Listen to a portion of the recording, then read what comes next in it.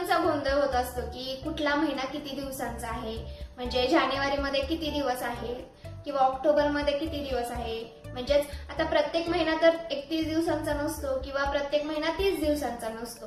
पण ते लक्षात कसं ठेवायचं, मुलांचा गोंधळ होतो की नाही.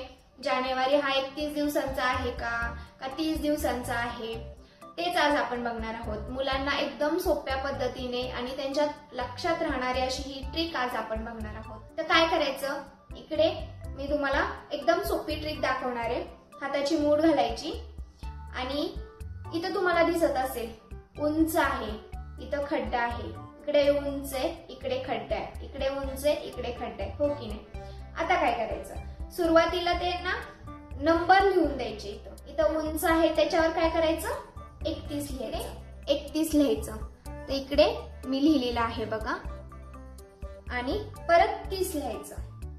खड्ड्यामध्ये काय लिहायचं, 30 वर 31, खड्ड्यामध्ये 30. हे पहा या प्रकारे. तर इकडे मी लिहिलेलं आहे. तर सुरुवात करूयात आपण महिने मोजायला. 31 लिहिले ना, तिथून उंचावरती आपण 31 लिहिलेले आहे. सो जानेवारी 31 दिवसांचा, फेब्रुवारी 29 किंवा 28 दिवस येतात. खड्ड्यामध्ये ते लिहिलेले आपण 28 किंवा 29. नंतर येतो मार्च, मार्च 31 दिवसांचा. एप्रिल, एप्रिल 30 दिवसांचा. मे 31 दिवसांचा. जून 30 दिवसांचा. जुलै 31 दिवसांचा. ऑगस्ट 31 दिवसांचा. बघा जुलै पण उंचावरती आहे आणि नंतर ऑगस्ट येतो, तो सुद्धा उंचावरती आहे आणि उंचावर काय लिहिलेलं आहे आपण, 31. मग तो सुद्धा 31 दिवसांचा. सप्टेंबर 30 दिवसांचा. ऑक्टोबर 31 दिवसांचा. नोव्हेंबर 30 दिवसांचा आणि डिसेंबर 31 दिवसांचा. ही ट्रिक वापरायची.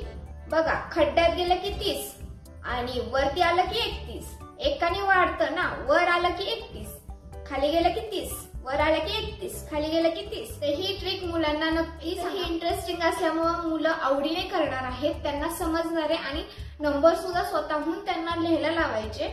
सुरुवातीला ते लिहितील आणि नंतर त्यांच्या लक्षात राहणार. बघा इतक्या सोप्या पद्धतीने मुलांना कोणत्या महिन्यामध्ये किती दिवस आहेत ते समजणार आहे. त्यामुळे नक्की ट्रिकला फॉलो करा. त्याचबरोबर आपल्या चॅनलला सुद्धा फॉलो करायचंय आणि व्हिडिओला लाईक करायचंय.